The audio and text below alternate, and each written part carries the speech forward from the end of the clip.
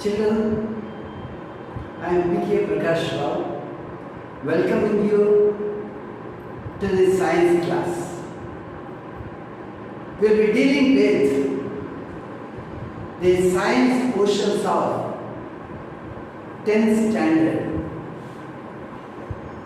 the state syllabus, the central syllabus, the CBSE, ICSE syllabus, and even that of the international institutions.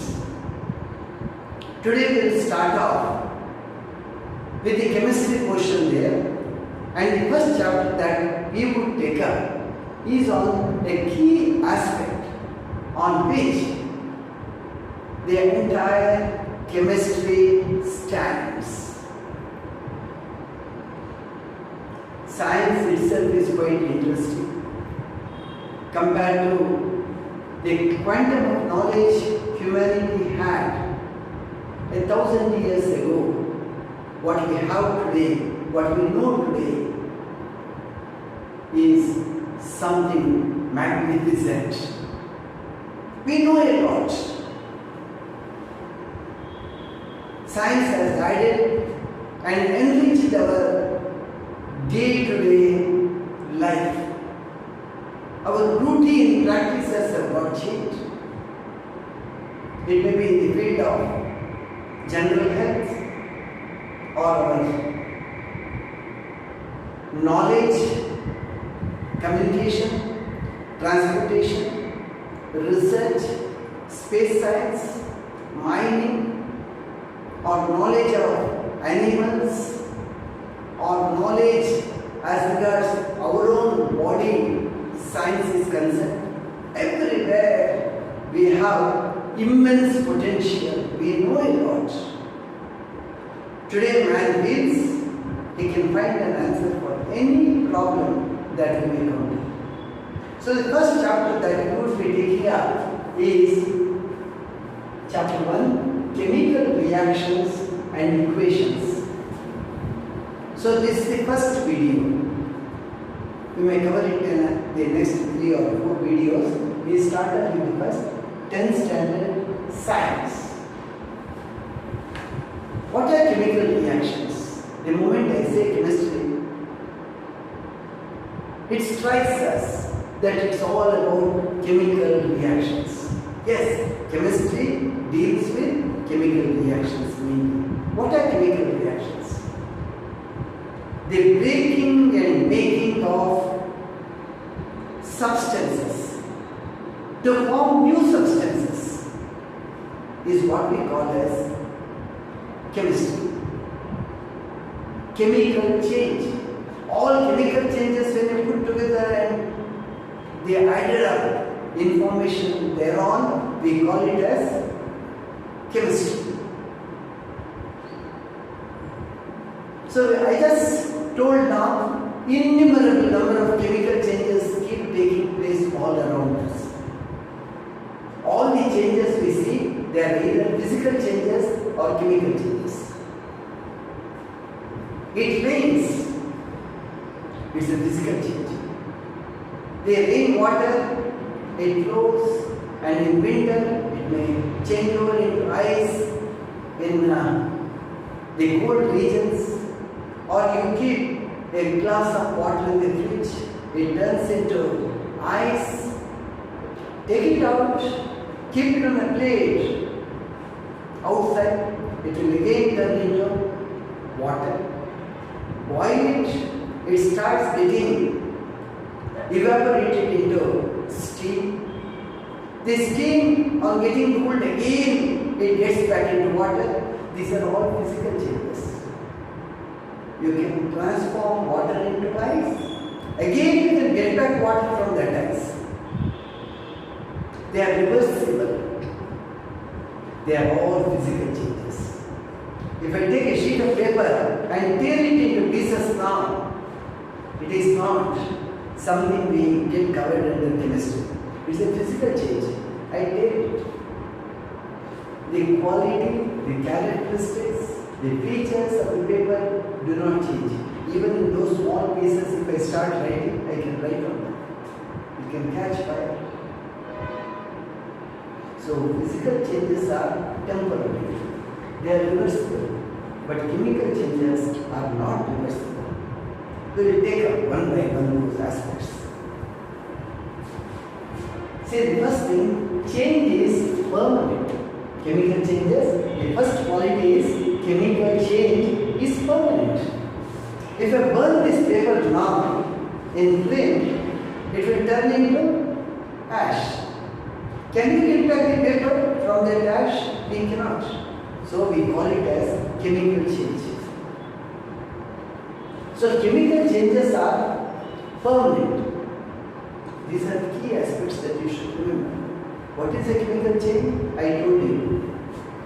The bonds between different substances, they get made or they get broken to form new substances.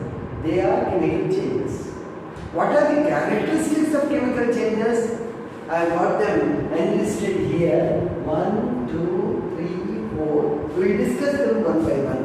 It's not enough if you just know what they are. You should be able to analyze and understand. Go deep into the aspects. They are permanent.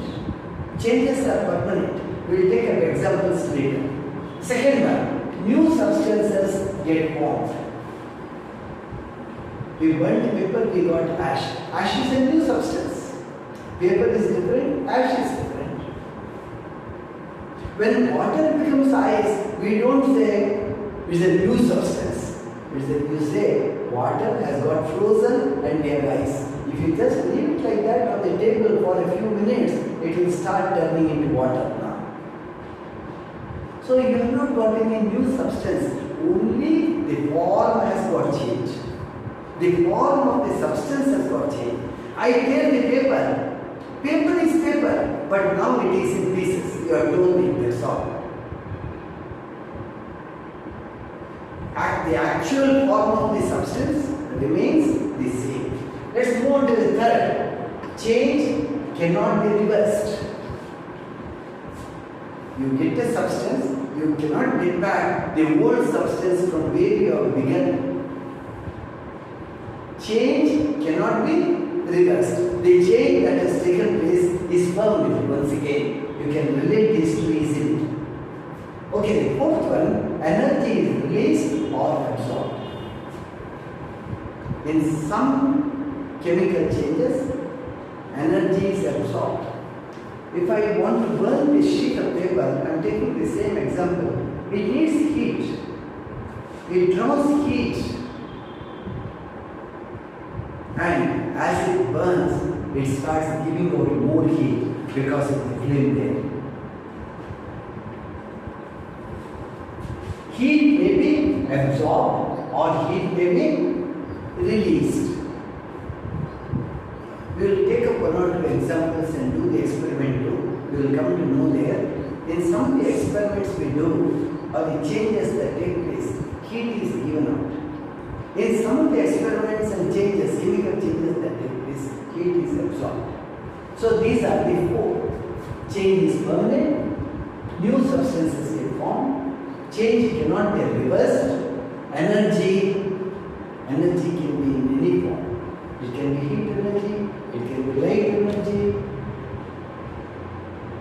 it can be any form of energy. Energy exists in different forms, is released or absorbed. Now let us take examples. The first example that I would like to take up, we discussed about paper being burned. We will come to good examples where you can discuss well and understand. Formation of milk.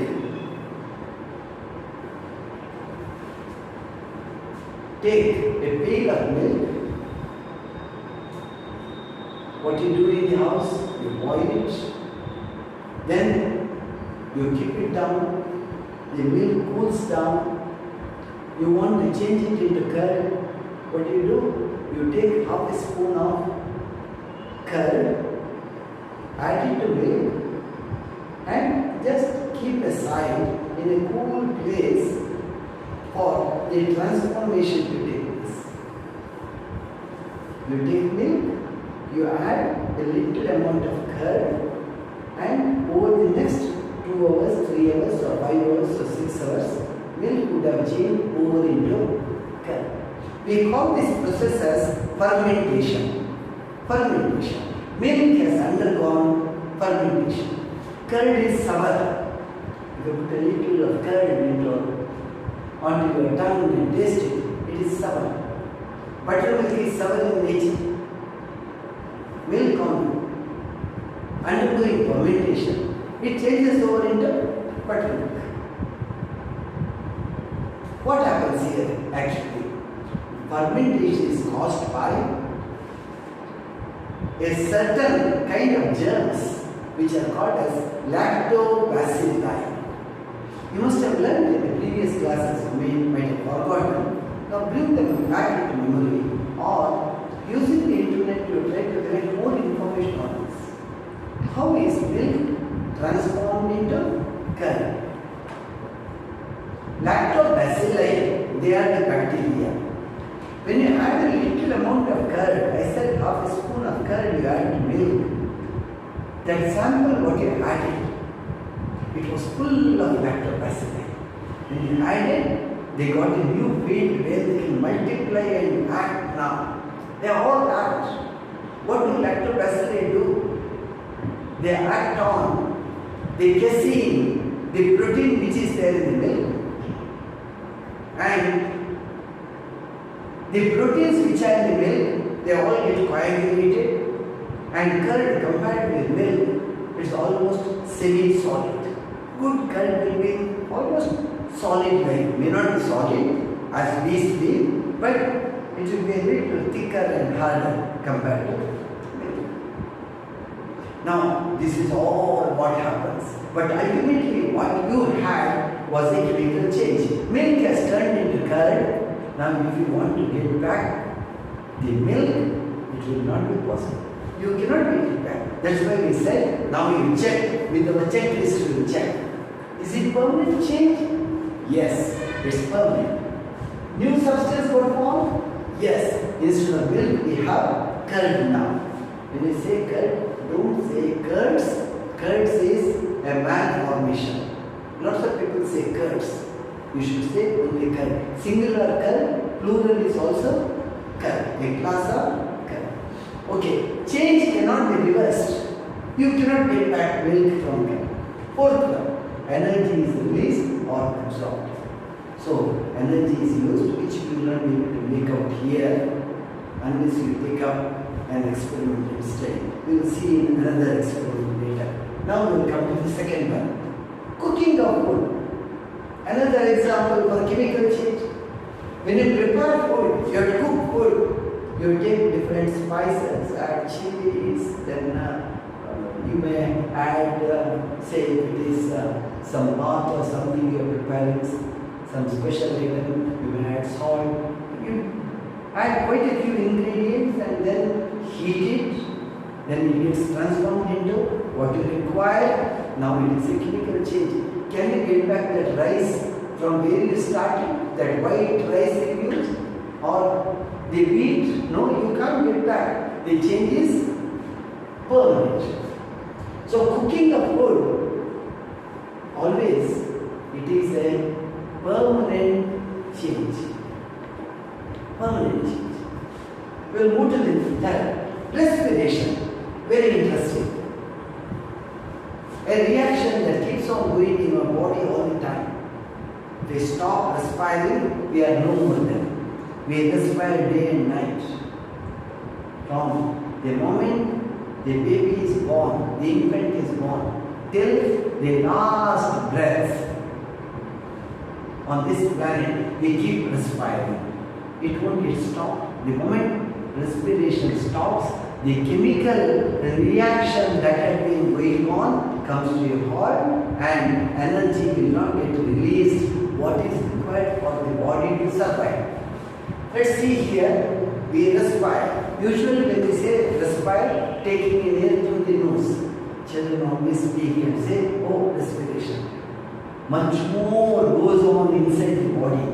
The air moves in through the trachea. It goes to the lungs. In the lungs, You have the alveoli. There are millions of alveoli are there. They are the air sacs. Common word we use is air sacs. In these air sacs, the capillaries are there, blood vessels are there, and the hemoglobin content which is there, the red blood corpuscles, hemoglobin content. That's the red content. That's why the blood is red, because of the presence of hemoglobin. Hemoglobin, which is in the red blood corpuscles, starts absorbing oxygen from the air, and blood will give back carbon dioxide. Carbon dioxide is the waste which has to be sent out of the body. That gets into air. Oxygen is absorbed. There will be some chemical change.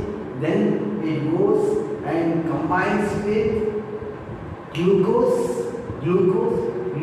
plus oxygen, and thereby the reaction too takes place and energy gets released, and carbon dioxide too gets produced there. That carbon dioxide we exhale, we give out. Inhaling air, mainly we inhale oxygen. When we exhale, we give out carbon dioxide. Now this entire respiration process is a chemical reaction. Here, heat is given out. Heat is given out. As we respire, the body gets heated up. If you run some 100 meters and check your body temperature, your body would have got heated up. If you do a lot of work, the body gets heated up. You start perspiring, sweat will be there, and body becomes hot. You go and sit under the fan and put it on to cool down the body. Now, here in this case, heat is given out. Heat is given out. So that's respiration. So all we the human beings, our body will be hot. Even animals or any mammal will touch and find a dog. Dogs will be hotter than human beings. In winter, in the cold regions, they keep 3, 4, 5 dogs within their tent or in the igloo to keep themselves hot, because the temperature of the dog will be 104 degrees Fahrenheit or 105, 106 degrees Fahrenheit. Our body temperature is 98.4 degrees Fahrenheit. So we will be able to get heat from the dogs. The presence of dogs makes the temperature in the tent of the Eskimos pick up, go. Okay, so respiration, remember well, is a beautiful example of an ongoing, continuous chemical change in the bodies of all animals. And plants too respire, in plants too it happens. Not the photosynthesis part. When photosynthesis has to take place, they make use of carbon dioxide. But in the normal times, say night time, you have a lot of plants in your garden, saying that plants are there, can you go and sleep under a big banyan tree in the night? The banyan tree will be giving out carbon dioxide just as we do. So it is not advisable to sleep under a tree in the night. It's just like sleeping with another 5-6 people in a small room, keeping all the windows closed. Then you will not get the right air. You will be getting carbon dioxide rich air which is rich in carbon dioxide. Okay, whatever it be, remember respiration is a beautiful example for chemical change. In the same way, photosynthesis is also a very good example for chemical change. Let's see the list here. Iron getting rusted. We are seeing you will have nice iron nails which you have purchased from the market. You have some half a kg. Use 1 or 2, then you forget, leave it in the veranda itself. There will be a shower in the night. Next day when you take up the nails, all the nails would have lost their shine and they will rust over them. If you leave them for 3 or 4 days, they will not be worth being used again. To that extent they go. because iron gets rusted in the presence of the air that surrounds and a little moisture. That's why the iron bars which you would have fixed to the windows, if you don't paint them, they get rusted. Any iron object for that, even your bicycle, if you always leave it in the open for the rains to get to experience the rains and showers, definitely the bicycle will lose its shine after some time. So iron objects, you always keep them painted. So here iron getting rusted. If you just try to rub, you get a powdery stuff. That is rust. Iron oxide. Iron plus oxygen, you get iron oxide. Iron oxide is rust. You don't find it in the case of gold. Gold doesn't react with other metals. Gold doesn't undergo any chemical change. That's why gold is a very costly jewelry item. You don't remove it even when you take bath. The rings on the fingers, they can be there. You can apply soap, make it clean. They won't be even wear out. But iron is not like that. Iron always it gets exposed to the oxygen in the air around. That's why iron gets rusted. If you don't want iron to get rusted, you have to properly get it polished and get it painted. We'll come to the next. Here we have 1, 2, 3, 4 examples. Fifth one, food getting digested. We eat food. Food goes to the stomach. You know very well, in the stomach you have hydrochloric acid, dilute hydrochloric acid. And you have pepsin, renin and different digestive juices are there. Action and reaction goes on, chemical changes go on. In case you vomit after half an hour of taking food, you don't enjoy it at all. You go and wash your mouth, gargle your mouth again and again because the bad smell will be there. It's all because the food has undergone chemical change here. Different gases have got produced. Actually, we should have moved further into the duodenum, from the duodenum into the intestine. But it has come back. That regurgitation you got, you felt like vomiting because your stomach is not that okay. You vomit and the kind of experience you get will be horrible. No place to vomit. Okay, because food gets digested. In the entire our digestive canal, food keeps on undergoing change. There will be chemical change. Even the mouth, if you have food and chew it for some time, you get different taste. Parched rice, if you take handful of parched rice, put it in the mouth and go on chewing, you get nice taste after about 2 to 3 minutes. Parched rice, you call it as avalaki. You get nice taste. Because the starch there, the carbohydrate starts undergoing the change and sugar gets produced. That sugar makes you feel nice about that parched rice which you have been putting in the mouth and you have been munching over. Last one, grapes turning sour. Fresh grapes, we all enjoy eating grapes. You leave a part of it as it is. Next day, the third day, as it goes to the third and fourth day, you find certain parts of grape turning to brown and black color.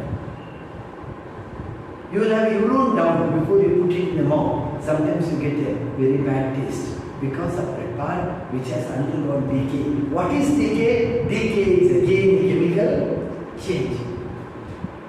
If that part is too much, actually you should not eat, but people do eat.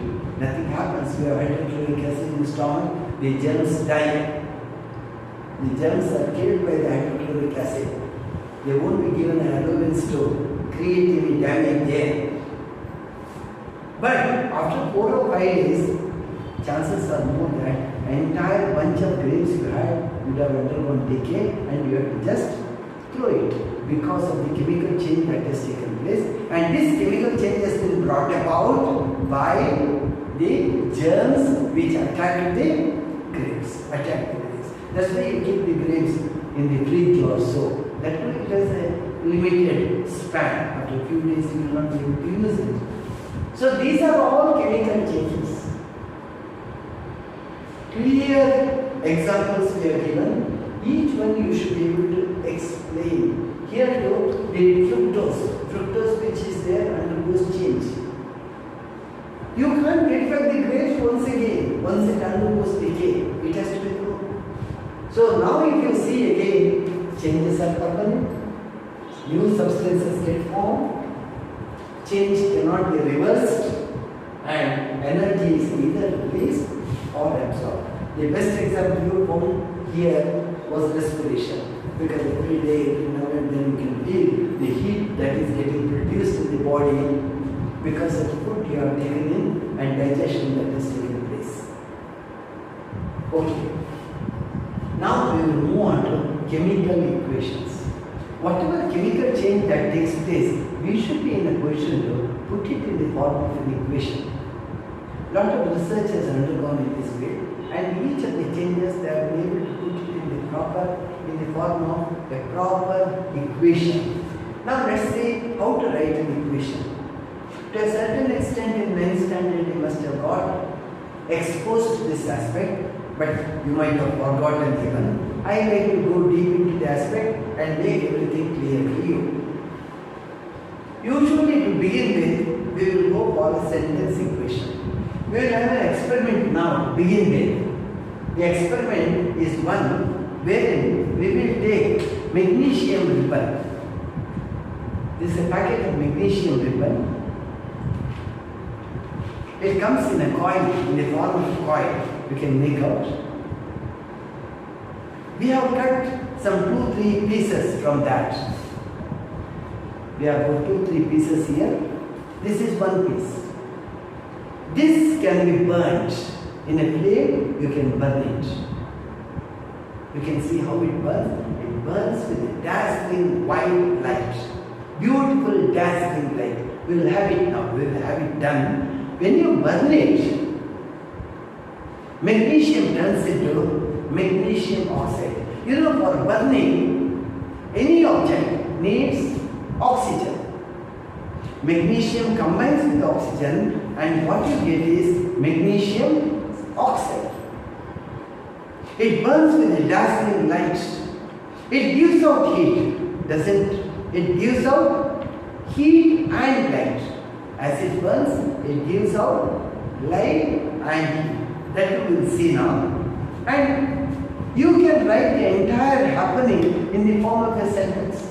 Magnesium burns in air, takes oxygen from the air, gives out a dazzling white light, and transforms into magnesium oxide. I have told the entire equation in the form of a lucid sentence. If you keep practicing, every chemical change you should be able to tell it in the sentence form, wherein you tell what are the reactants. What are the reactants here? Magnesium added to that oxygen. Magnesium and oxygen are reactants. Magnesium oxide, what is it? It's the product. It's the product. See how we have written magnesium plus oxygen. These are called as reactants. You should remember all these terminologies. Reactants react and they result in the product. And here we put an arrow mark. Arrow mark shows the direction. This reaction is taking place in this direction. Plus these two are going to get into a bondage now. Bondage. Bonds get formed. Oxygen and magnesium get into such a bond which you will not be able to separate out again. So, an irreversible chemical compound you are going to get, and that is magnesium oxide, its product. So, on the left side you always write reactants. On the right hand side, RHS I have written, you get the product here. magnesium plus oxygen, magnesium oxide. We will do that experiment now before we move ahead. I'll take one of these pieces. Before I proceed to the experiment, I want to tell you, magnesium, even as you keep it in the laboratory, it undergoes a chemical change, and slowly there will be a layer of magnesium carbonate that will be forming over magnesium. So if you take magnesium ribbon, a small piece, and hold it in fire, it will never catch fire. Because the magnesium carbonate layer is there, no over magnesium, that won't permit magnesium to catch fire. So what have we done? We have put sandpaper. We have rubbed with sandpaper for quite some time, not just a minute. At least 10 to 15 minutes we went on rubbing, because magnesium carbonate is really hard. We have to get it removed. And in certain places you still see that black color. In some places you see the shine. Shine is magnesium. Now it can catch fire. It catches fire. So I will take the tongs. Tongs. This is called as tongs. So I place it here. And you tighten this ring here.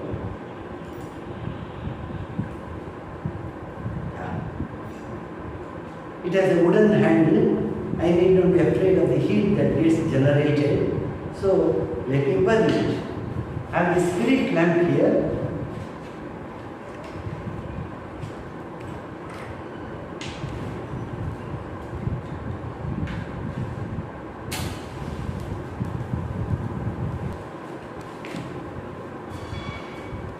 Shall we try now? So what's this? Magnesium ribbon.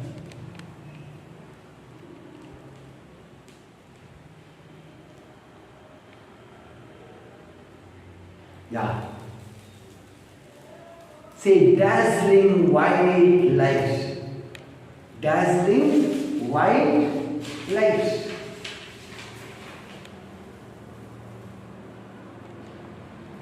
I try to collect the product.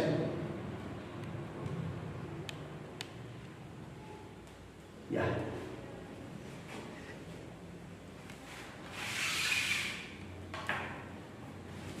See,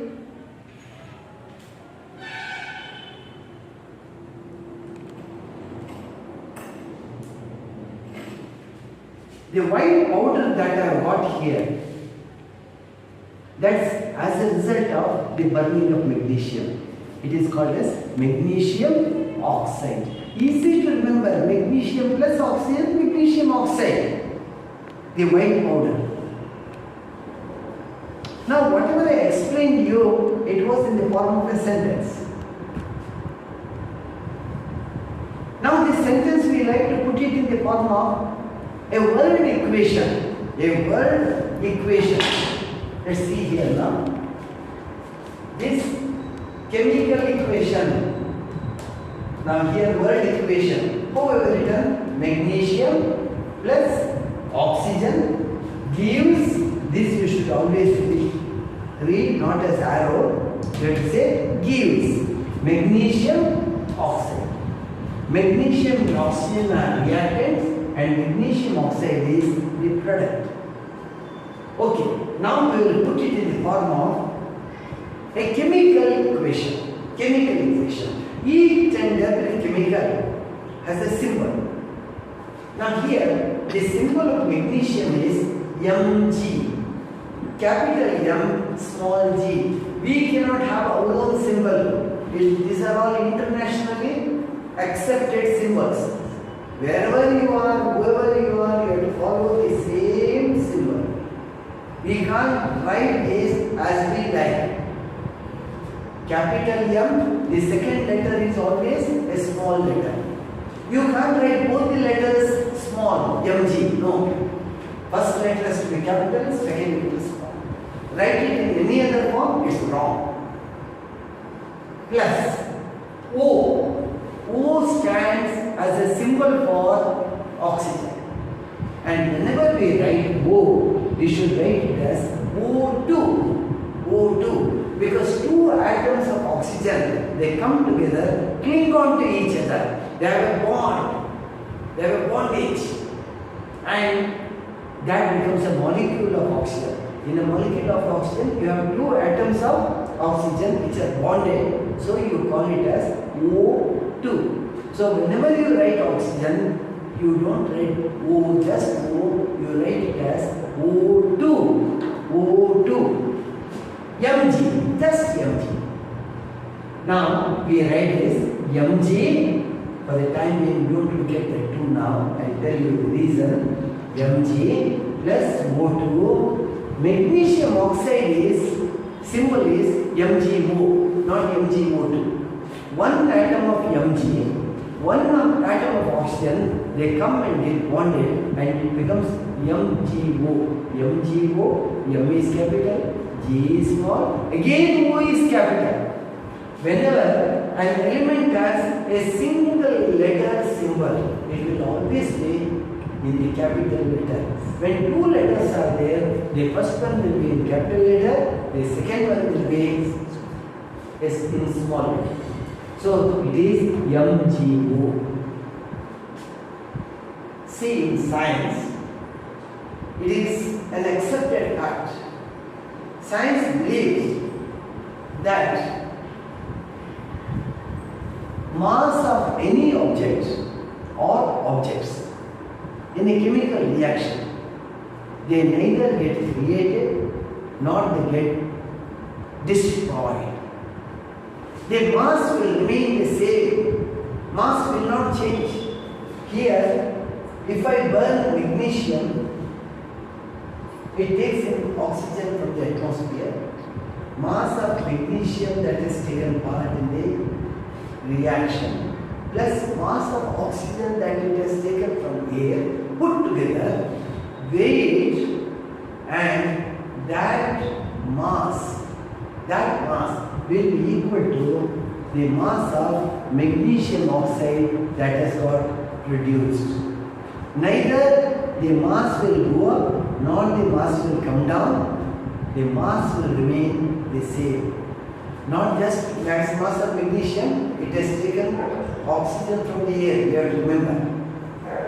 Together it is MgO. MgO is the symbol of magnesium oxide. It is not MgO2, it is MgO. One atom of Mg, one atom of oxygen, together it is MgO. Now, this statement I made, we said in any chemical reaction, mass is neither created, matter is neither created nor destroyed. Mass will remain the same. Now let us check it by the number of atoms there. Now if you see here, 2 you keep aside, here 2 you keep aside. It is as if we have just written the reaction that took place in front of our eyes. Mg plus O2 is MgO.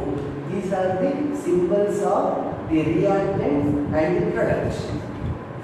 Now here, one Mg is there. Here too there is one Mg. 2 you forget this. Mg equal on both the sides of the reactants and products. Come to O now. Here is O2. O2, oxygen is O2. When we come here, there is only one O. Where is the other O gone? Now, creation and destruction of mass, as we discussed, neither mass is created nor destroyed. We have to give room for one more O. You can't write 2 here. If you write 2 here, it won't be magnesium oxide then. So we add 2 here now. Whatever number you write here, it encompasses the entire molecule. I wrote 2 here in order to make O 2 atoms. O2. This O2 is there as 2O now. But automatically, simultaneously, Mg has become 2 now. 2 Mg. Because whatever these 2, what you write, encompasses both these. It pertains to both these 2 Mg atoms, 2 oxygen atoms. If you write here, it pertains to only that particular atom. So now 2 mg, but here you have only 1 mg. So what should we do now? Here you write 2 and make it 2 mg. Now the equation is balanced. Mass of the reactants is restored when we came to the products.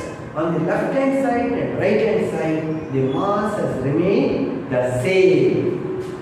So it is a key aspect that we have to keep in mind whenever the equations are written. In chemistry, you have to write hundreds of equations. As you go to higher classes, you have to write thousands of them. And there are lots of shortcuts too, how to remember and everything you learn. It is not that difficult to write the equations. So now how should you read the equation? 2 mg plus O2 gives 2 mgO. 2 mg here, 2 mg here. O2 here, 2O here. Equation is well balanced. Now we will take up another reaction. We will do that experiment and then come to this. Now here Zn is zinc.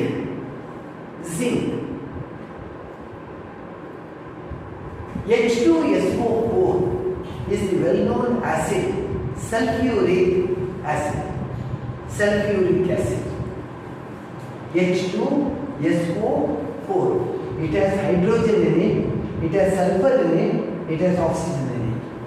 2 atoms of hydrogen, 1 atom of sulfur, 4 atoms of oxygen. Together it becomes 1 molecule of sulfuric acid. So we will take zinc. I have zinc here.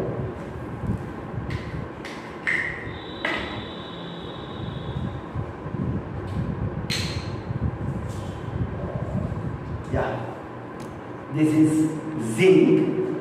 Let me take a test tube. Put zinc in the test tube. Zinc granules.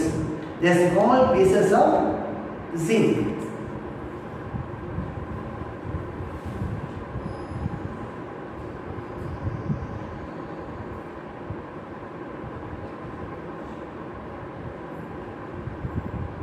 Yeah, that's enough. We should not waste chemicals. We should take only that much of chemical what we require for our experiment. Now, what should we add to this? We have to add dilute sulfuric acid, not concentrated sulfuric acid. I have brought it here. This is dilute sulfuric acid, 10%. Concentrated sulfuric acid is about 1 part, 9 parts water. We have mixed them and we have dilute sulfuric acid.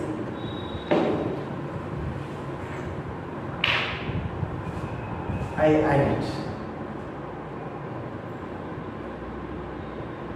Look at the experiment now. Don't worry about the reaction.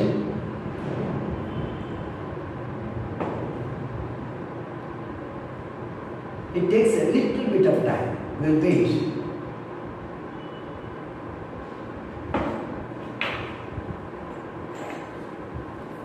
Now you see the reaction slowly gathering speed. You see bubbles getting formed. Lots of bubbles are getting formed. See, it is disturbed. The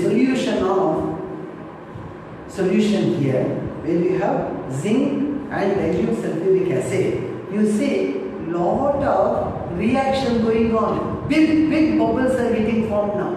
Big bubbles. Now, we will collect a little amount of gas in the test tube itself and test it with the help of spirit lamp. See, the volume has got increased because the bubble is coming up. It's moving up. Let me place my finger here I have collected the gas now. I take it near the spirit lamp. See what happens. Okay.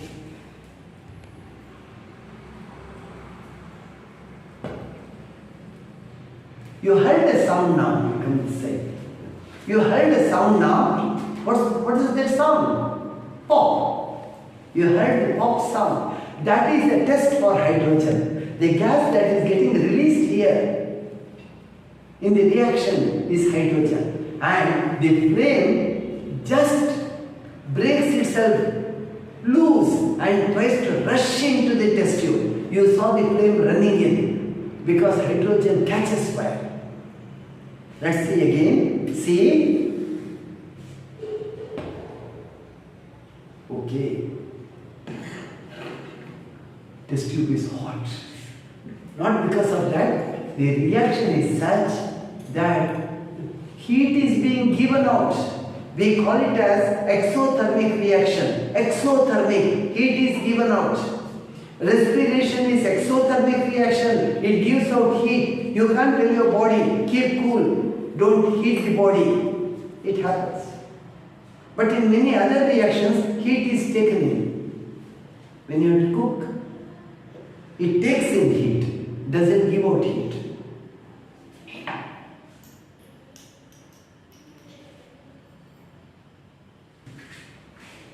Gas is getting produced. We will have one more test.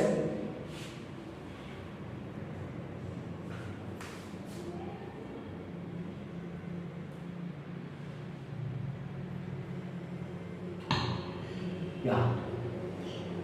This will go on for about 5 to 10 minutes. You can have the test conducted again and again. So this is how hydrogen can be produced. By adding dilute hydrochloric acid or sulfuric acid to zinc or aluminium, you can get hydrogen produced. We will be learning more about it in the next chapter.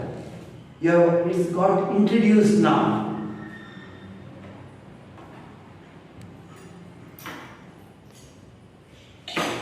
Now we will get back to the equation. Zn plus H2SO4 gives here what has got formed. It's almost a brownish black liquid here. Hydrogen, we got it tested, and the rest of the hydrogen got released to the air. Still it is getting released now. Okay, so the products are zinc sulfate and hydrogen. We have put an arrow mark here to say that gas gets released. The gas gets released. If something settles down, you put the arrow mark in the downward direction. We call it as precipitate. The precipitate gets collected at the bottom or in the solution. Gases, they get released. So zinc reacts with dilute sulfuric acid. You can write in bracket here DIL or DILUTE, dilute.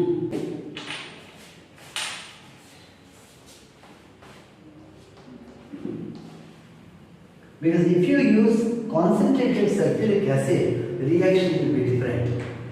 You have to use dilute sulfuric acid. We will not go to that. That's why I wrote here dilute. D-I-L-U-T. Always these constraints better be right in the equation itself. It's very clear and evident. When zinc reacts with dilute sulfuric acid, it gives us zinc sulfate. The formula is ZnSO4. ZnSO4 plus H2. Again in hydrogen, two atoms of hydrogen, they keep well bonded with each other and it turns to be a hydrogen molecule. We don't find hydrogen existing as just H anywhere. It will be as H2. O will be in the form of O2. As hydrogen gets produced here, to start with it will be just H as it comes out. Vigorous reaction. As it comes out, each hydrogen atom joins hands with another hydrogen atom. they become pair. It becomes H2.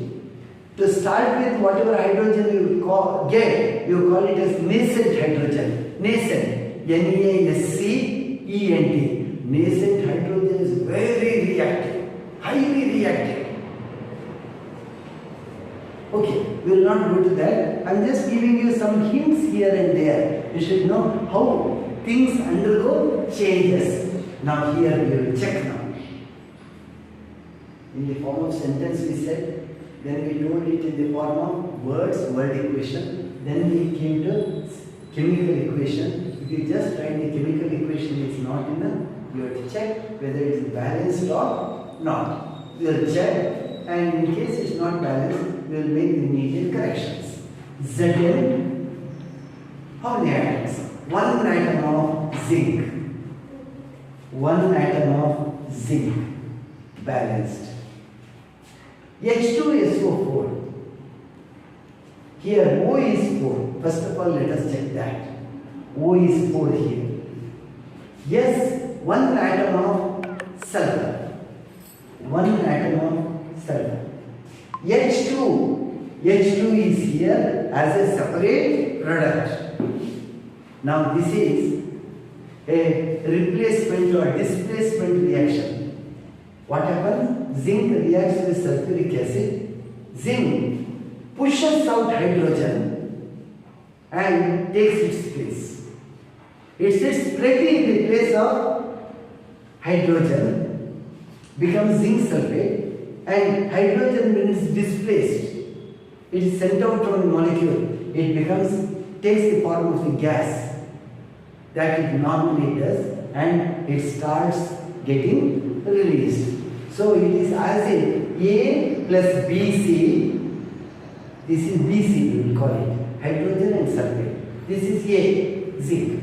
So A plus BC is AC plus B. So B was pushed out by zinc.